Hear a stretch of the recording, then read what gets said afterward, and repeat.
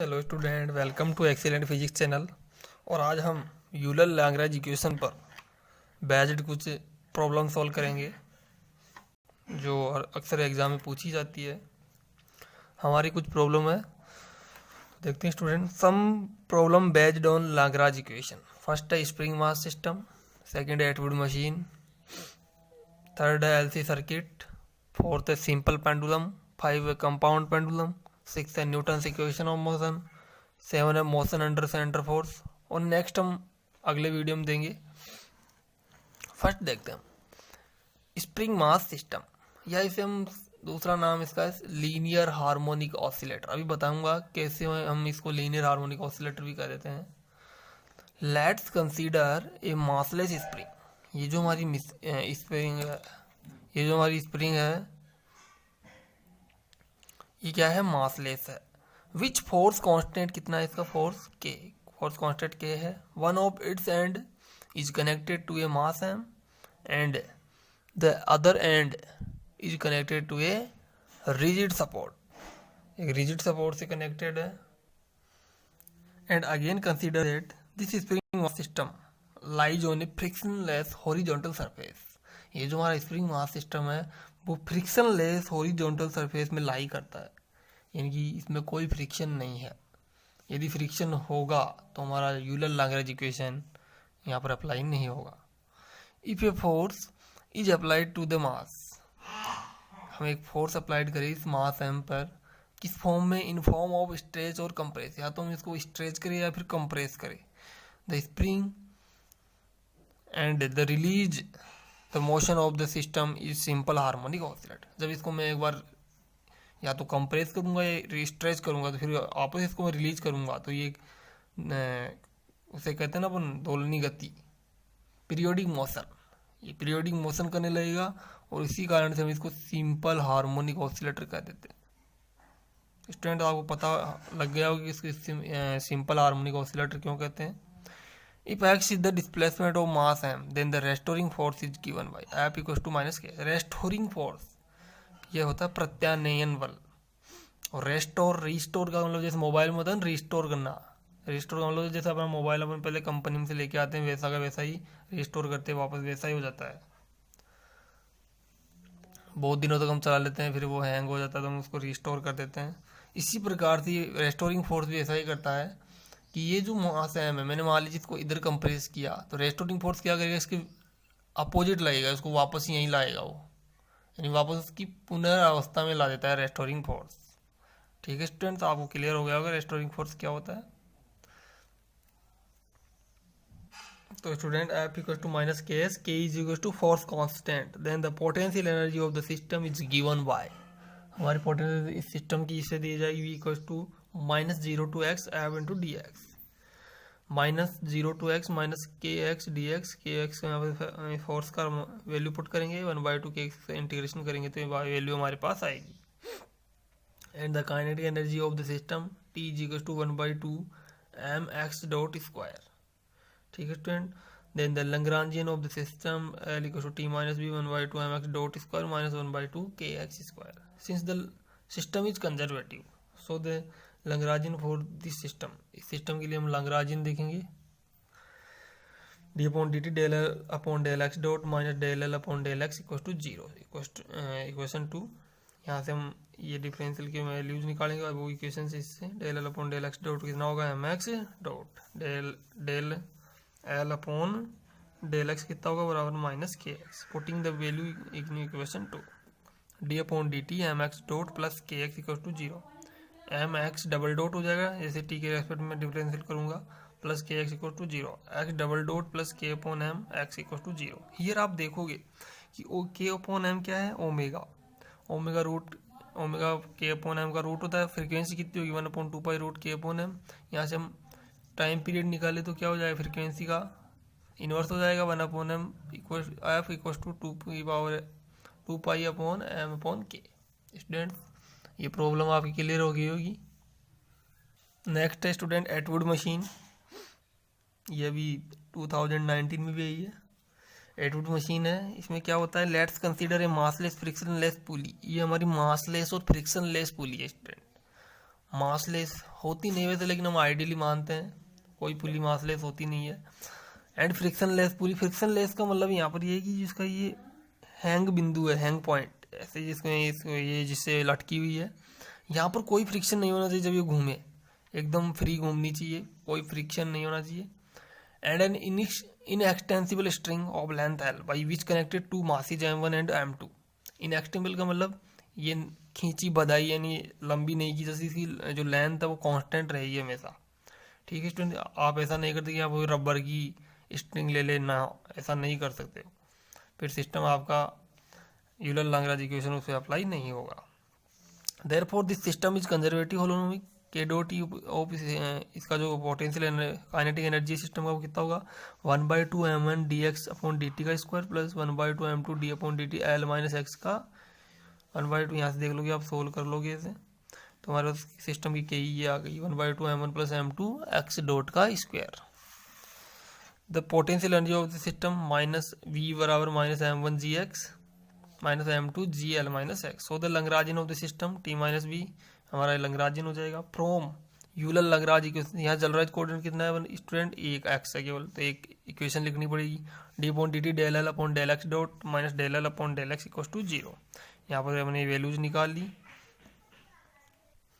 Putting the value in equation D upon D T हमारा ये values हमने put की है, तो हमारा जो एक्सलेरेशन या एक्स डबल डॉट है वो आ गया है m1 minus m2 m1 plus m2 into जी। ये हमारी एटूड मशीन की प्रॉब्लम थी। इसको 2019 में कुछ अलग प्रकार से क्वेश्चन बना के पूछा गया था, ऐसे कि लिख दिया 2 masses m1 and m2 connected to a massless string, तो ऐसे क्वेश्चन बना के दिया था इसको, डायरेक्ट एटूड मशीन का नाम नहीं लिया। स्टूडेंट थोड़ा ध्यान रखें इसी प्रॉब्लम का। थर्ड प्रॉब्लम है एलसी सर्किट।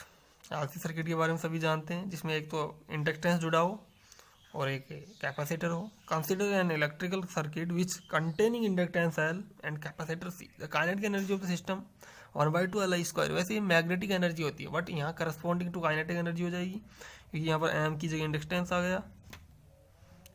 गया, और आई यहाँ पर वी आता है वैसे, तो वी क्या होता है D x upon D T, displacement में टाइम के साथ चेंज। यहाँ पर क्या आएगा आई क्या होता है D Q upon D T, तो चार्ज का चेंज किसके साथ, टाइम के साथ, D Q upon D T, इसलिए इसको काइनेटिक एनर्जी बोल रहे हैं। यहाँ पर potential energy of system Q square upon 2c। Capacitor की जो पोटेंशियल एनर्जी जो एनर्जी होती है वो यही होती है क्यू स्क्वायर अपॉन 2c, इसको हमने पोटेंशियल एनर्जी यहाँ पर कंसिडर किया है। So L equal to T minus B, ये हमारा लैग्रेंजियन आ गया। यूलर लैग्रेंज के मान निकालने, अब तो आपको आ गया होगा, मैंने ये दो प्रॉब्लम अच्छे से समझा दिया है, आप देख लीजिए, मैथमेटिकल कैलकुलेशन है इसकी। स्टूडेंट्स आगे देखते हैं अगला student, simple pendulum. Let's consider the length of pendulum is L. Student ये बात बहुत इंपॉर्टेंट है, यहाँ पर स्टूडेंट अक्सर गलती करते हैं, वो क्या कहते हैं लेंथ ऑफ स्ट्रिंग। नहीं स्टूडेंट, लेंथ ऑफ स्ट्रिंग नहीं होता है, वो लेंथ ऑफ पेंडुलम होता है। कैसे कि जहाँ से रिजिड सपोर्टर से ये बंधा हुआ है वहां से लेके इस बोब के सेंटर तक की लेंथ है, ना कि यहाँ तक की, वो होती है स्ट्रिंग लेंथ। तो जबकि यहाँ तक ले रहे हैं इसके सेंटर तक, तो लेंथ ऑफ पेंडुलम बोलना है। The length of pendulum is L and the mass of Bob, ये बोब है ना, ये इज एम, इसका मास एम है। And the angular displacement of simple pendulum from its equilibrium state. Angular displacement कितना होगा, थीटा होगा। स्टूडेंट मैंने यहाँ पर लिखा नहीं, थीटा एंगुलर डिस्प्लेसमेंट है। Assume that the string is massless and inextensible. Student यहाँ पर मैंने माना है कि मासलेस है, इनएक्सटेंसिबल है। ठीक है स्टूडेंट, ऐसा होता नहीं है, प्रैक्टिकली नहीं होता, ये आइडियली होता है। स्टूडेंट इसका ये रिजिड सपोर्टर है। अब क्या करना है स्टूडेंट, हमने इसको एक बार इधर ऐसे दोलन करा दिया, तो ये ऐसे ऐसे क्या करता रहेगा, ऑसिलेशन करता रहेगा।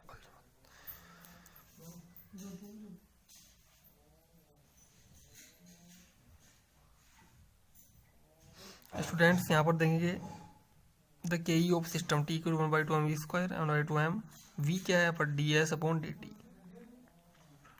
इसका जो एंगुलर डिस्प्लेसमेंट है उसकी बात हो रही है डी एस। एस क्या हो जाएगा एल थीटा, कैसे हुआ, थीटा क्या होता है हमारा आर्क अपॉन रेडियस। तो आर्क कितना है, ये एक तरह से सर्कुलर पाथ बनाएगा। देखो ऐसे सर्कुलर पाथ बना सकते हैं, इसे हम एक सर्कल का ही भाग है, इसलिए हम आर्क बोल रहे हैं इसको। S upon L, radius L ही तो है, तो एस बराबर एल थीटा हो गया। So T equal to 1/2 M D upon D T L theta का स्क्वायर, या आप कर लो calculation 1/2 M L square theta dot square. So T equal to हमारा ये आ गया, and the potential energy of the system V बराबर एम जी एच होता है, वी बराबर एम जी।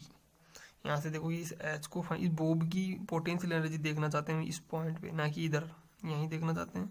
ये कोई बीच का पॉइंट है ना कि कोई इसका एम्पलीट्यूड है। मैंने मान लीजिए इसको यहाँ ले जाके यहाँ छोड़ा, इधर आया फिर ये, तो मैंने यहाँ इसको बीच में कहीं रोका है। यहाँ से मैं इसकी सारी चीज़ें निकाल रहा हूँ स्टूडेंट्स। तो T minus B 1/2 M L square theta dot, ये हमारा ये आ जाएगा, लंग्राजियन हो जाएगा इसका। ये आप कैलकुलेशन से निकाल सकते हो student.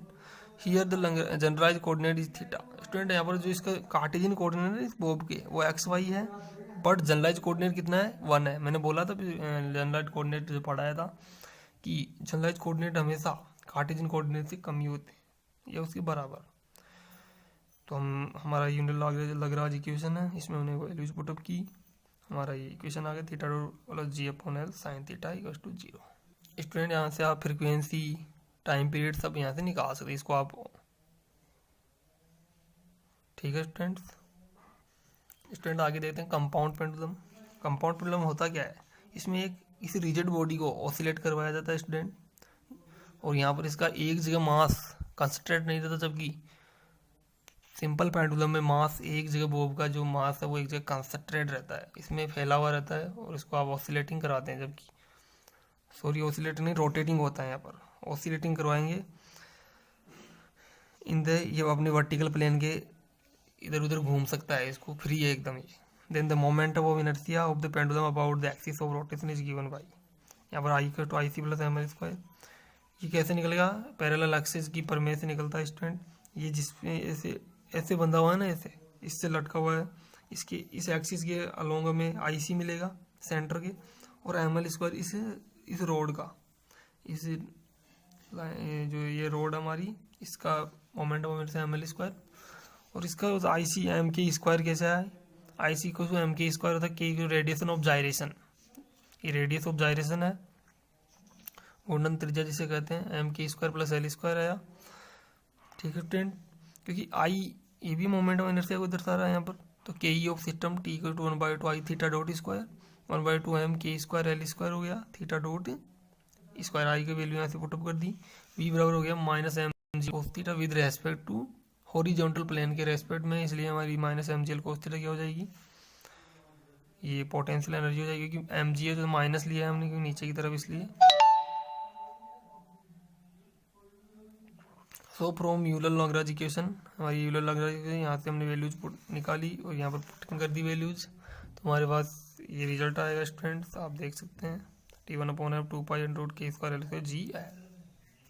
Thank you for watching this video students, and like share comment करें दोस्तों, मैंने आपके लिए इतनी मेहनत की है।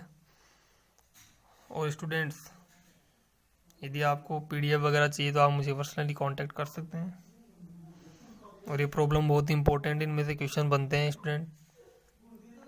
Thank you for watching this video.